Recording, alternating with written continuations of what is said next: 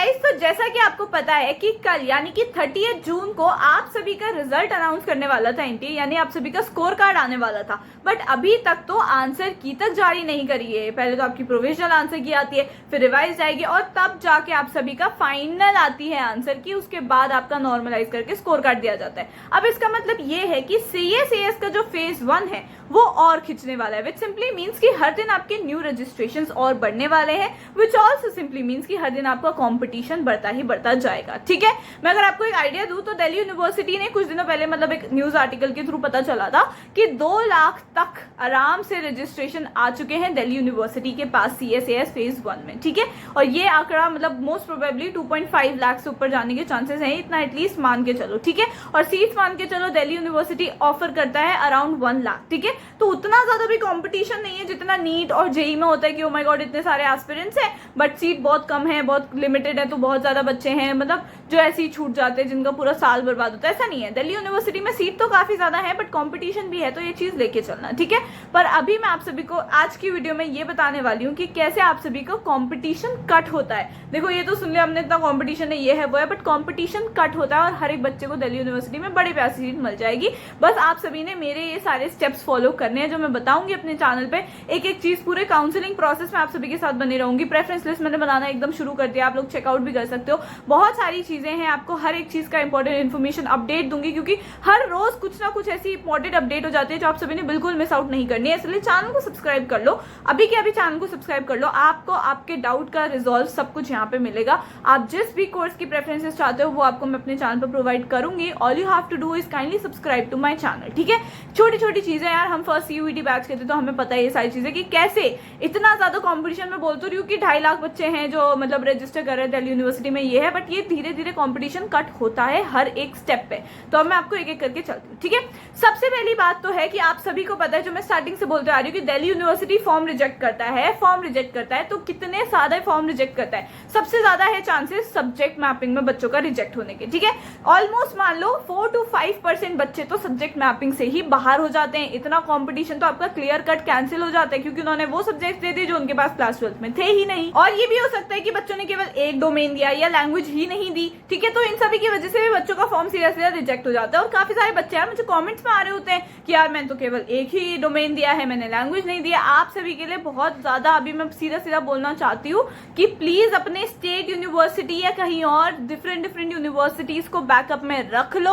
अगर आपको ऑलरेडी पता है कि आपने एक डोमेन दे रखा है सिर्फ, या लैंग्वेज नहीं दी है, या फिर ऐसा कुछ करा है, क्योंकि दिल्ली यूनिवर्सिटी के क्राइटेरिया से आप मीट ही नहीं कर रहे हो, तो बाकी की और जगह बैकअप ऑप्शन में रखे रहो। ठीक है, बाकी जितने भी स्टूडेंट्स, देखो हर एक बच्चा जो है वो केवल एक यूनिवर्सिटी के लिए तो नहीं है। मैं भी थी तो मैंने केवल दिल्ली यूनिवर्सिटी तो फिल नहीं किया था, मैंने आईपी भी फिल किया था, मैंने और भी यूनिवर्सिटीज फिल करी। ऐसे आपने भी डेफिनेटली और भी यूनिवर्सिटीज को फिल करा होगा।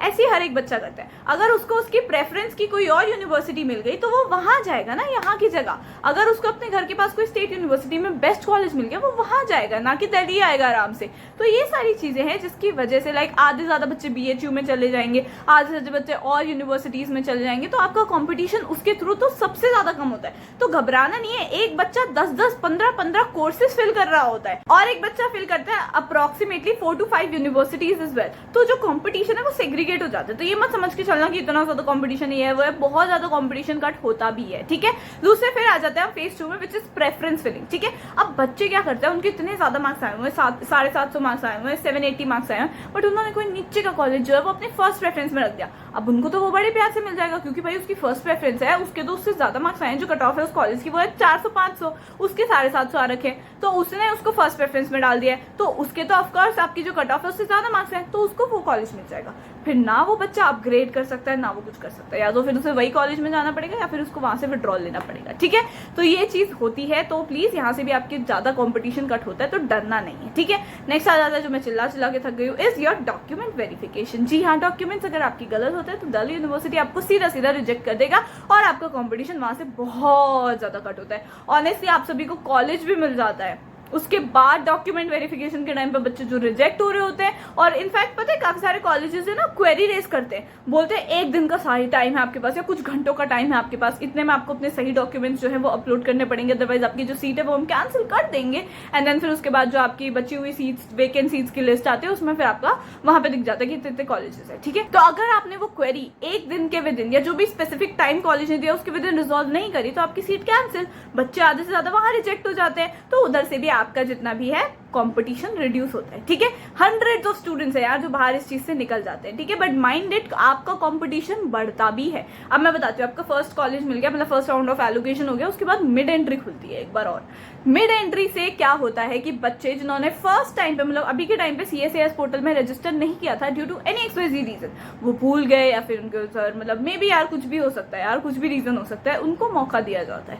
अब सोचो उस बच्चे के आ रखे होंगे CUET में 780 मार्क्स, ठीक है, अब उसने उस टाइम करना भूल गया तो आपका कंपटीशन कम हो गया, बट मिड एंट्री में वो बच्चा आ गया और उसके 780 मार्क्स है तो डेफिनेटली आपसे ऊपर तो उसको मिल जाएगा ना कॉलेज, तो ये कंपटीशन भी बढ़ता है, तो ये चीज भी है। आई नो बहुत ज्यादा ऐसा लग रहा होगा यार ये क्या बात हुई, उन्होंने टाइम से करना चाहिए था नहीं वो, बट हाँ ऑप्शन देते हैं मतलब दिल्ली यूनिवर्सिटी वाले मिड एंट्री का, ठीक है। कई सारे स्टूडेंट्स ये भूल जाते हैं यार कि लास्ट डेट ऑफ फीस कितनी है, वो एक्सेप्ट नहीं करते हैं। कॉलेज मिलने के बाद सबसे इंपॉर्टेंट होता है कुछ बटन होते हैं एक्सेप्ट के, अपग्रेड, फ्रीज, विड्रॉवल, इन सभी में आपको एक एक चीज अच्छे से बताऊंगी अपने चैनल पे, बस सब्सक्राइब करके रखो, क्योंकि छोटी छोटी गलतियां कर देते हैं ना बच्चे, एक्सेप्ट नहीं करेंगे अपना कॉलेज, उनको कॉलेज मिल चुका है, बेस्ट कॉलेज मिल चुका है, एक्सेप्ट नहीं किया उसने, सिर्फ एक्सेप्ट नहीं किया डेट के टाइम, मतलब जो पर्टिकुलर टाइम था कि इस तारीख तक एक्सेप्ट होना, उसने वो नहीं किया, उसके हाथ से कॉलेज निकल जाएगा, वेकेंट सीट में आ जाएगा, इधर भैया इधर एक सीट बची हुई है, और फिर वो उस बच्चे को वो सीट नहीं मिल पाएगी।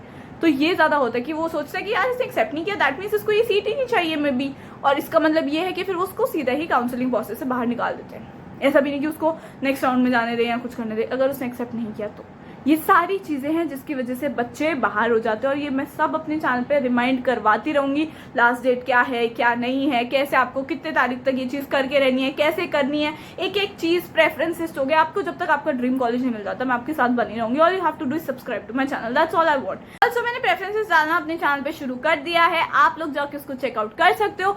सबसे ज्यादा डिमांड थी पॉल साइंस ऑनर्स की प्रेफरेंसेस की, आप लोगों ने हद से ज्यादा कॉमेंट कर रखे थे, हर एक बच्चे ने कॉमेंट कर रखा था मुझे पॉल साइंस ऑनर्स का चाहिए, पॉल साइंस ऑनर्स का चाहिए, तो मैंने सोचा सबसे पहले उसी का डाल देती हूँ क्योंकि इसकी हेवी डिमांड है, तो जाओ उसको डेफिनेटली चेकआउट कर लेना, and if you want it's link तो मुझे कमेंट कर देना। ऑल्सो अगर किसी और आपको प्रेफरेंस लिस्ट चाहिए किसी और कोर्स की तो वो भी मुझे कमेंट करो, जिसके ज्यादा आते हैं ना कमेंट्स मेरे पास, जो एकदम हाईलाइट हो रही होते हैं ये वाला कोर्स, उसके मैं जल्दी बनाऊंगी, ठीक है। सो दैट्स इट, सब्सक्राइब करो, लाइक करा करो वीडियो को यार, कल के उसमें भी आपने मुझे इतने कमेंट्स कर दिए बट आपने लाइक ही नहीं करी वीडियो यार, इतने ज्यादा व्यूज होते हैं but nobody is liking the video, I really don't like that, ठीक है। तो लाइक करो वीडियो को, हर एक स्टूडेंट का जितना भी क्वेरी है वो सब मैं रिजॉल्व करूंगी, प्रेफरेंसेस में आपको हर एक सब्जेक्ट मतलब कोर्स वाइज धीरे धीरे बनवा रही हूँ, तो टेंशन मत लो। All you have to do subscribe to my channel, सब A to Z इन्फॉर्मेशन आपको इस चैनल पे मिल जाएगी, that too free of cost. तो बस सब्सक्राइब करो, like this video right now, comment down below something cute, और if you have any other doubt I will see you in the next video, bye.